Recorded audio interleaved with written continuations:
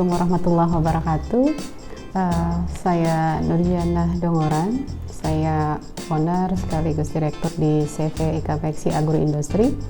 Kami merupakan salah satu produsen kecap sehat di Indonesia.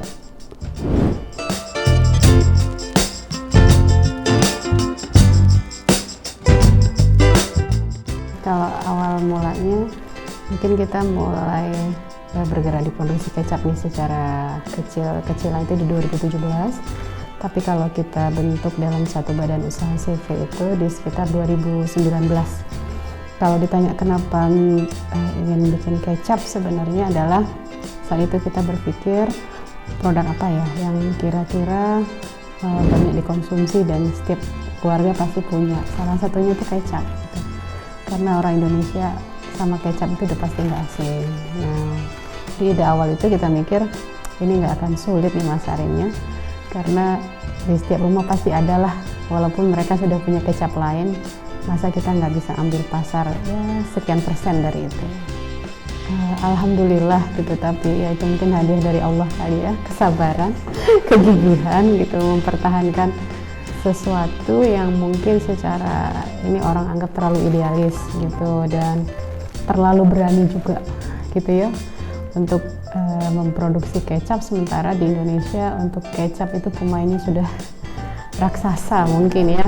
Nah, dibanding kita yang mungkin masih kecil ngelawan raksasa, buat apa sih ngelawan raksasa gitu.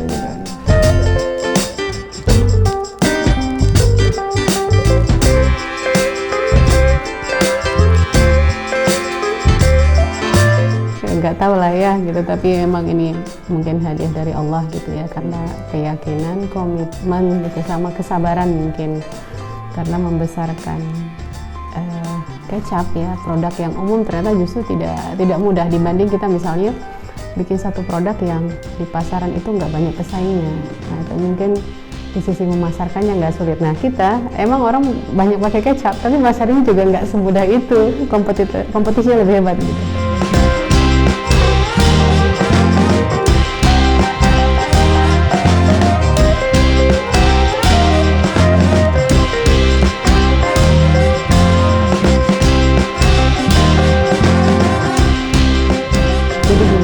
Karena seperti yang saya bilang, ini kecap adalah produk idealis, jadi memang kita mengedepankan mengurangi penggunaan food aditif sebenarnya gitu. Di saat orang lain menggunakan banyak food aditif, kita mencoba produk ini bisa jadi kok nggak perlu ditambahin banyak food aditif, bahkan tanpa penambahan gitu. Nah, idealisme ini yang terkadang jadi bahan guyonan gitu kan, kalau orang kita yang coba karena sudah terbiasa misalnya dengan cita rasa yang penuh MSG, ketika nyoba produk kita pasti ya bilangnya kok rasanya aneh ya gitu, beda ya gitu. Jadi di lokal itu terkadang kita dapat respon yang beragam, karena memang semua orang sudah punya tadi kecap pegangannya masing-masing. Satu saat Allah takdirkan itu saya diajak sama teman gitu, yuk ikut pameran internasional gitu, Trade Expo, saya di 2018 sepertinya. Coba yuk gitu kan, padahal saya nggak tahu apa soal ekspor gitu ya, coba ikut pameran aja gitu. Akhirnya kita ikut share booth, waktu itu saya ingat satu booth kita berlima gitu. Nah, di situ saya itu sebenarnya nggak pede nih nyobain sama buyer gitu. Saya nggak punya target, emang kalau bilang pengen ekspor pengen, tapi hitung harganya saya nggak bisa waktu itu. Akhirnya ada buyer yang ini kita diajarin, ayo kamu harus bisa ngundang orang ke booth gitu, suruh coba produk kita. Itu juga butuh mental ternyata gitu kan, nyapa pakai bahasa Inggris, kamu cari apa gitu, ayo cobain produk saya gitu. Di situ saya belajar. Kemudian ketika mereka coba produk kita, dan waktu itu display kami itu memang saya bikin untuk mendeskripsikan apa sih kandungan daripada kecap ini. Mereka ngeliat, oh natural begitu, semuanya bahan alami.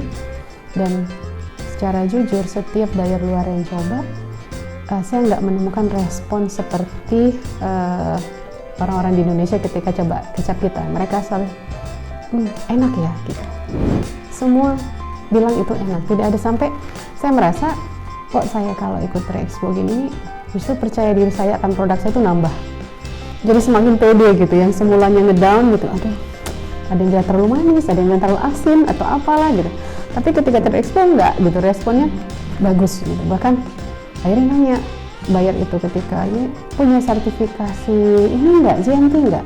Padahal waktu itu mungkin saya masih hanya punya izin PIRT gitu. Akhirnya oh iya ini PR gitu kan. Tapi memang target saya waktu itu adalah pengen proof ya, tapi Allah tunjukkan produkmu ini diterima loh rasanya. Itu udah satu hal yang luar biasa buat saya. Jadi pameran ekspor yang pertama gitu. Nah ketika pameran ekspor yang kedua dapat fasilitas waktu itu dari Exim Bank karena saya ikut pelatihan ekspor di sana, sama gitu. Sama semua yang coba itu pasti bilang enak, sampai nyoba itu di kulum-kulum, dirasa-rasa itu apa aja rempahnya yang ada ya gitu. Jadi tapi pertanyaannya sertifikasinya meningkat. Yang kemarin GMP sekarang HACCP gitu. Waduh, HACCP ya gitu, berat juga nih gitu.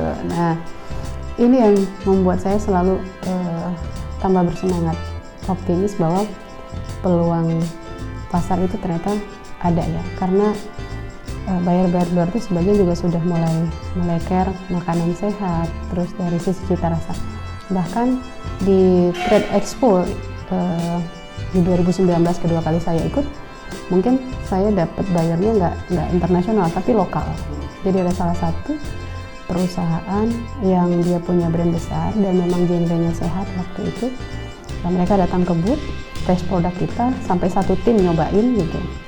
Nah, akhirnya kita kasih kartu nama, kita tukar kartu nama, dan after pameran itu mereka undang kita untuk ke company-nya mereka, discuss, mereka pengen punya kecap seperti kecap kita tapi dengan brand mereka. Jadi itu pertama kali portofolio kita menerima maklon dari perusahaan lain gitu. Nah, dan ini terjadi karena memang kesamaan visi tadi, sama-sama ingin kecap yang sehat gitu. Nah itu di lokal gitu, dan mereka alhamdulillah bisa memasarkan itu dengan baik. Jadi ibaratnya jadi kecanduan nih, bukan canduan ya, jadi fokusnya tergiring dengan sendirinya ekspor, dan memang Allah kasih itu bersinggungan sama orang ekspor, dapat pelatihan ekspor lagi gitu, dapat kesempatan lagi, dapat diundang bisnis matching, nah gitulah Mas. Nah akhirnya sampai ekspor.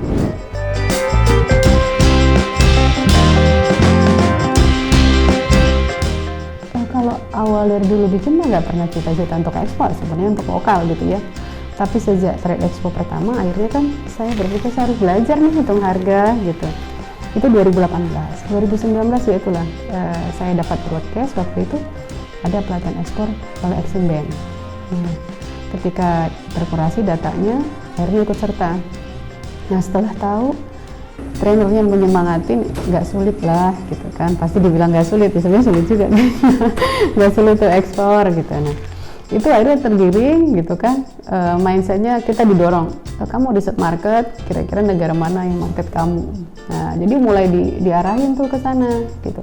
Oh iya ada beberapa negara ini caranya gimana gitu. Oke, boleh kamu bikin koresponden gitu, email segala macam. Walaupun itu juga saya rasa dari semua email yang saya kirim juga ada balasan gitu. Hubungan ITPC gitu. Nah saat pelatihan itu biasanya ada namanya business matching, jadi dipertemukan sama perwakilan kita yang di luar negeri nih. Nah perwakilan negara kita di luar negeri atas dagangnya mau ITPC-nya undang buyer. Nah kita business matching secara online, apalagi kan kemarin itu COVID ya, jadi aktivitas itu banyaknya online. Nah kita ketemu online sekali gitu, 2 kali gitu. Nah untuk kita ekspor ini saja mungkin dengan buyer itu saya bisa ketemu online business matching itu 2 kali gitu, baru ketiga kalinya offline ketika pameran Trade Expo 2022 kemarin. Jadi itu yang menggiring keadaan sih sebenarnya ya. Sama tadi ada respon pasarnya ya, lokal susah nih gitu, harus edukasinya agak sedikit.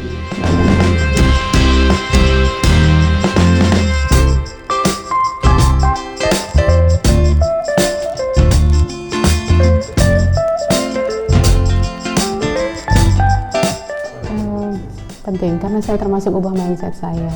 Dulu usaha ini nggak ada yang tahu ya gitu, cukup dengan didirikan terus kita pasarin sendiri tanpa mencoba bergabung atau mengenal lembaga-lembaga atau instansi di sekitar kita gitu, merasa ya udah sendiri, dan itu berat loh gitu.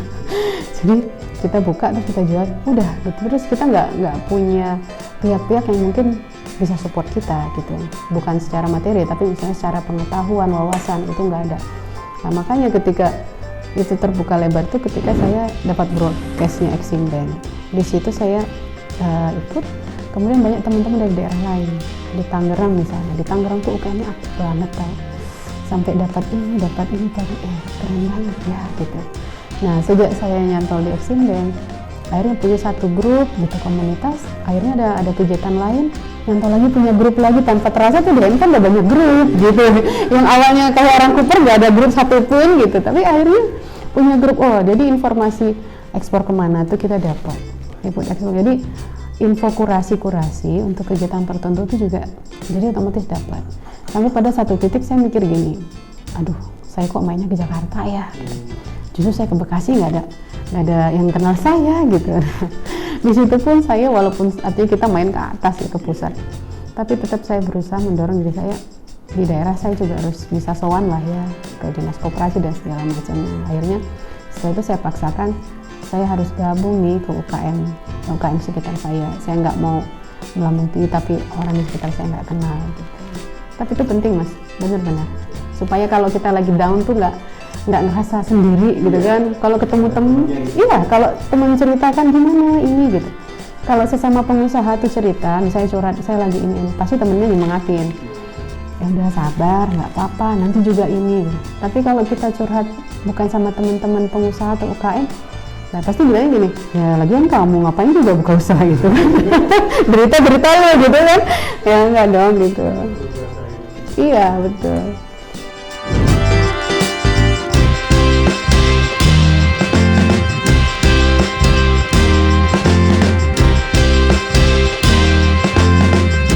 Nah ini mungkin ini saya nggak tahu, Allah ngirim saya itu ke ekspor. Kalau sebenarnya kalau di lokal, kalau ditanya sudah maksimal belum? Ya jujur saya belum maksimal semaksimalnya mungkin ya. Kalau dulu awal kita pernah masuk ke retail ya 212 Mart, bahkan masuk ke distribution centernya gitu. Itu sebenarnya perjuangan kita pembuktian terhadap produk kita sebenarnya diterima atau enggak. Tapi alhamdulillah saat itu produk kita sebenarnya bergerak di situ. Bahkan kita sudah ditantang waktu itu sama retailnya, ini kalau barangnya nggak bergerak, mohon maaf kita keluarkan dari rak gitu. Tapi alhamdulillah itu tuh jalan gitu. Artinya secara penerimaan tes rasa sebenarnya sudah gitu. Tapi qadarullah distribution centernya tidak bertahan kuat, kita tidak masuk retail lagi setelah itu. Kemudian kita bergerak ke yang sifatnya komunitas. Komunitas. Kemudian kita pernah coba juga untuk langsung masuk ke toko-toko gitu ya, dropping langsung, sistem konsinyasi dan segala macam gitu. Tapi honestly ya, karena keterbatasan SDM untuk yang menguasai di marketing itu nggak gampang juga. Kalau untuk main langsung ke retail ya gitu, akan lebih simpel kalau kita B2B dengan agen, dengan distributor. Sebenarnya itu akan lebih mudah gitu mas, karena untuk controlling di eceran itu kita butuh satu tim yang full tim lagi, jadi nggak bisa setengah-setengah. Makanya sekarang ini kalau untuk online juga kita punya beberapa di online shop gitu ya. Tapi tetap saja sih saya masih berpikir untuk bagaimana cara mengembangkan di lokal ini untuk ngimbangin ekspornya. Ekspornya udah jalan, lokalnya juga harus iya betul.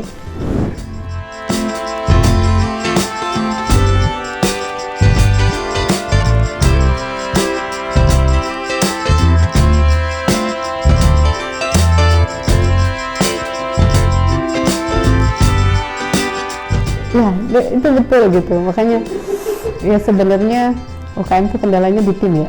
Mungkin kalau tim produksi saya udah keren-keren lah gitu ya.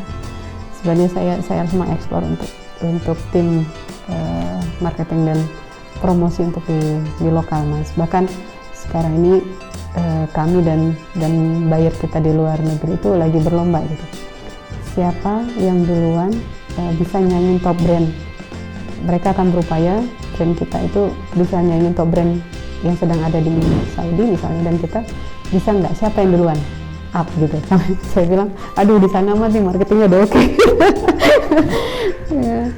Dan ini soalnya antara kalau produksi sama marketing itu agak susah untuk share ininya ya itu dia maksud saya, artinya kita antara mau fokus sama produksi atau marketing gitu. Itu sebenarnya kalau mau dicampurkan itu juga sangat sulit sebenarnya. Jadi harus memang punya tim khusus yang memang megang di marketing ya gitu, sehingga apa, ketika fokus satu tidak mengganggu yang satu, stop gitu.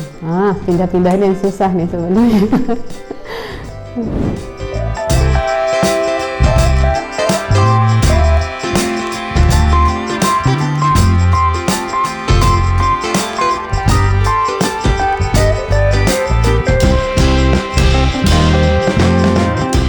Kita ekspor itu sebenarnya permintaannya pasti jauh lebih besar gitu ya.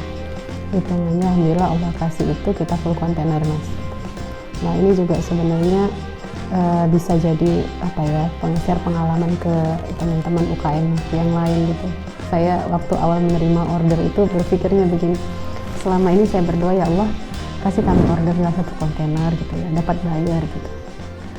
Kita berdoa, ketika doa kita dikabulkan sama Allah, pasti apa yang kita rasakan? Senang banget, bahagia banget. Tapi ternyata nggak selalu seperti itu. Ketika saya dikasih bayar ini, saya berdoa, tapi ya Allah gimana aku ngejalaninnya? Itu yang pertama saya pikir. Ternyata kadang kita mengucap doa tuh kayaknya gampang ya gitu. Tapi siap nggak kita? Bisa nggak kita jaga amanah itu ketika Allah kasih? Itu yang saya rasakan kemarin gitu. Makanya ketika dikasih nggak langsung sorong, asik aku dapat bayar, enggak, aku dapat order, enggak, tapi ya Allah mampu nggak nih gitu. Saya menganggap itu jadi amanah besar gitu, bukan seperti orang dapat uang, wah banyak duit nih 1 kontainer gitu. Tapi ternyata ini amanahnya berat ya gitu. Bisa nggak ya saya mempersiapkan SDM terus mempersiapkan bahan baku dalam waktu yang sudah saya sepakati sama buyer. Nah ini yang kadang-kadang ya Allah ini gimana ngolahnya gitu ya. Bisa kebayang ketika kita jalan normal seperti biasa UKM yang belum mulai ekspor, berapa sih SDM kita gitu. Tapi ketika kita punya target bikin 1 kontainer dalam waktu yang singkat, misalnya waktu itu 7 minggu pertama kali saya kerjakan, gimana saya menambah jumlah SDM saya gitu. Kemudian bagaimana saya mengatur produksi sehingga hari per harinya jumlah itu bisa terkejar gitu, sesuai gitu. Nah misalnya kalau saya harus kirim misalnya 1.600 mungkin waktu itu dengan berbagai ukuran, nah berarti dalam waktu 4 minggu gimana ngaturnya per hari sudah harus terhitung gitu. Ya artinya UKM itu sangat terbatas dari segala sisi ya, dari sisi SDM dengan level pendidikan tinggi pasti terbatas, tapi nggak ada alasan untuk itu ketika sudah berani menerima satu tanggung jawab gitu. Yang saya lakukan adalah pokoknya saya harus lakukan yang terbaik gitu, ya. Dan di kepala saya tidak pernah pasang mindset anak itu masih anak baru gitu, karyawan saya. Jadi begitu mereka masuk, biasanya ngobrol sama saya minta komitmen yang saya minta sebenarnya di awal anak itu masuk adalah komitmen untuk sholat 5 waktunya gitu. Itu saya tanya, walaupun aktualnya mereka mau ini dan tidak, tapi itu jadi komitmen saya di awal gitu. Dan siap belajar. Nah disinilah sebenarnya tantangannya gitu, gimana yang baru tadi itu bisa cepat mengikuti dengan sesuai dengan target yang diberikan kita gitu. Wah ini nggak ngejar gitu, ini ngejarnya harus besok gimana ya gitu, wah ini gimana gitu terus di kepala. Belum kalau bahan bakunya datangnya nggak sesuai sama rencana kita gitu, kayak isi apa dulu nih anak-anak ya gitu. Nah, tapi ya itulah, kita nggak boleh lupa bahwa kemampuan kita itu semua Allah yang berikan begitu. Makanya kemampuan kita menyelesaikan pekerjaan itu tidak lepas dari pertolongan Allah ya, dari hadirnya Allah dalam setiap apa yang kita lakukan gitu.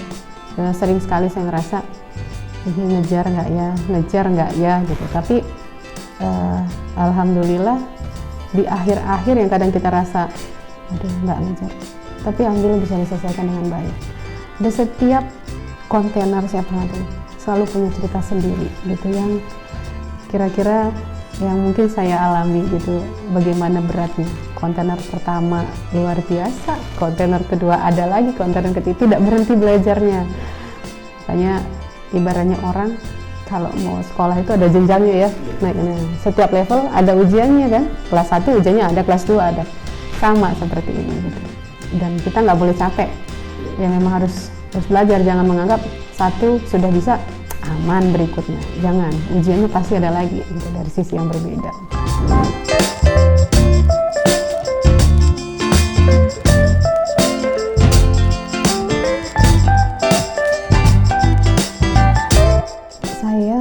Mungkin kendala khusus, mungkin sharing waktu ngerjain gitu aja kali ya, ngerjain kontainer pertama gitu. Jadi kontainer pertama saya itu mungkin kita pikir kalau produksi kita sudah biasa, kemudian ada kemasan tinggal order gitu. Nah, mulai muncul tuh tahapan dimana kita harus belajar dari semua proses. Kecap ketika misalnya kita isi ke jerigen, waktu itu dalam pikiran kita normal-normal saja. Terus kita kasih stiker normal, semua orang tahu. Tapi ketika itu setelah dipasang stiker, yang muncul ada stikernya gelembung, Mas. Ini untuk ekspor, ya. Maksud saya kita harus cermat. Kalau sesuatu yang kita lihat nggak bagus, nggak mungkin dong saya kirimkan gitu ya. Bahkan waktu itu jerigen saya agak bilang, ini kenapa gitu. Nah, kita sendiri sudah punya screening itu. Akhirnya gimana? Disitulah kita tuh harus melatih untuk berpikir keras. Coba di ini. Jadi ketika menemukan satu kendala tuh jangan hanya diam, nggak apa-apa gitu. Hindari yang seperti itu. Ketika menurut kita tidak bagus, ya perbaikin gitu. Karena kita harus punya standar yang juga kita samakan dengan orang yang beli gitu. Nggak enak kan kalau misalnya orang beli terus komplain ke kita. Jadi saat pertama tuh saya jaga sekali. Nah, akhirnya muncul ide dari karyawan dan segala macam. Kayaknya diheater Bu sedikit biar lemnya tambah kuat, terus kita gosok lagi. Nggak apa-apa gitu. Kalau saya perlu ekstra pekerjaan ya sudah gitu. Dan saya tidak mau terlalu begitu, kalau gua nambah orang, uang keluar lagi. Enggak. Yang penting, yang pertama adalah bagaimana kita membuat customer kita senang dan puas dengan barang yang kita kirim. Setelah itu pindah ukuran, beda lagi tantangannya. Diisi kok lama-lama turun nih kecap gitu ya. Udah ditutup mungkin karena posisinya belum lama dari proses masak gitu. Setelah diisi turun. Nah, apa yang dilakukan gitu kan? Mau dibiarin aja tuh, turunnya nggak rata gitu. Nah, terkadang kita harus ambil keputusan cepat. Ya sudah, buka capnya, ganti capnya, dipenuhin lagi gitu. Walaupun itu cost ya gitu. Tapi buat saya is no problem gitu. Nah, yang kecil tantangannya apa lagi gitu, ngelabelnya lama gitu. Nah, disitulah semua itu belajarnya gak banyak. Dan yang terakhir waktu saya ngirim nih sudah selesai semua barang, yang saya rasakan adalah di sini tadi perlunya jejaring tadi Mas. Jadi ekspor itu setelah kita kirim ternyata nggak bisa habis tiduran, nggak bisa. Ada dokumen-dokumen yang harus kita serahkan, yang harus kita siapkan, baik untuk di sini ataupun untuk bayar kita nanti. Nah, walaupun saya pernah pelatihan ekspor, begitu selesai saya juga bingung. Ini habisnya bikin dokumen apa ya? Dokumen apa? Nah, akhirnya disitulah saya memanfaatkan jejaring tadi. Saya kontak mentor-mentor saya gitu. Pak, kalau misalnya, bahkan mungkin sebelum dia sama bayar tuh, Pak, nanti kalau ini bagusnya minta paymentnya kayak gimana ya gitu kan. Kalau bikin kontrak sale seperti apa bentuknya gitu. Padahal tapi udah dikasih gitu. Tapi semua itu blank. Jadi intinya manfaatkan jejaring yang pernah Allah takdirkan, orang-orang yang pernah Allah hadirkan dalam proses belajar kita, simpan nomor itu gitu.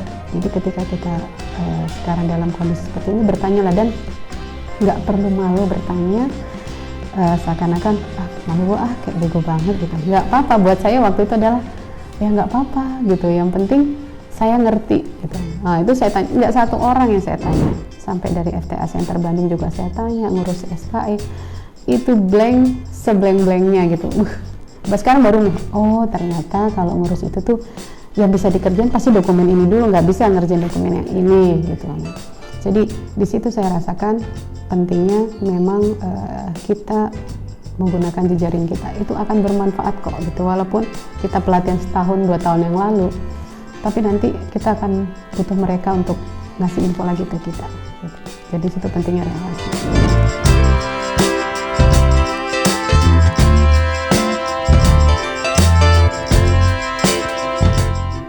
buat, kalau memang jadi produsen, buatlah produk yang terbaik yang kita tahu itu akan memberi manfaat untuk orang lain, tidak hanya dari sisi cita rasa, tapi tidaknya secara moral juga bisa bikin orang lebih sehat lah gitu, tapi tidak menyebabkan orang sakit.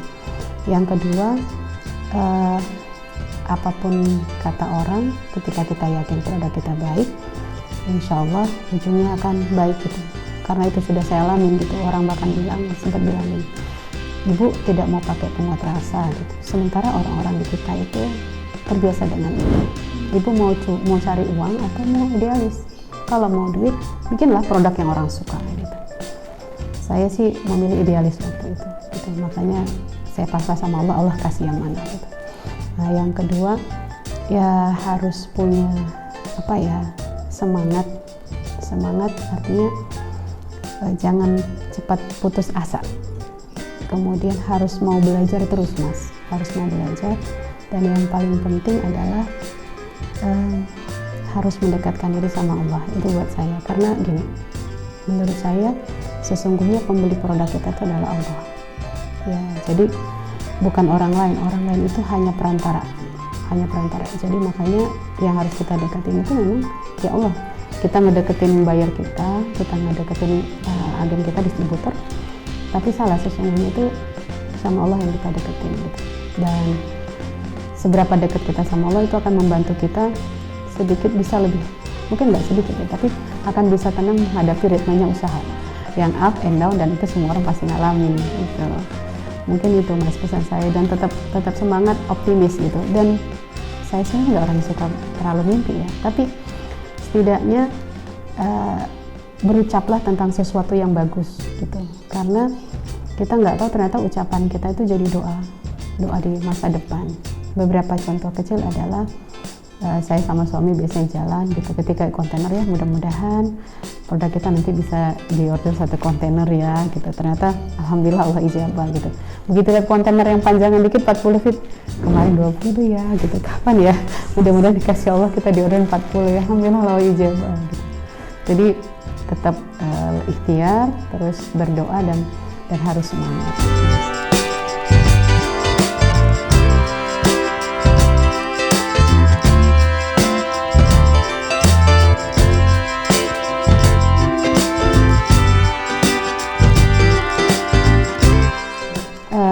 Mungkin cukup, Mas, gitu. Kalau misalnya nanti teman-teman UKM mau sharing atau minta share pengalaman, monggo bisa DM di IG kami di Kecapku Oishi.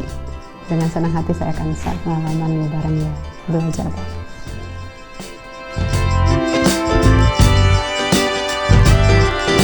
Oke, mungkin untuk teman-teman yang ingin belajar bersama ya, mungkin berbagi pengalaman, boleh nanti DM kami di IG kami Kecapku Oishi. Dengan senang hati insya Allah kami akan berbagi pengalaman dengan teman-teman semua.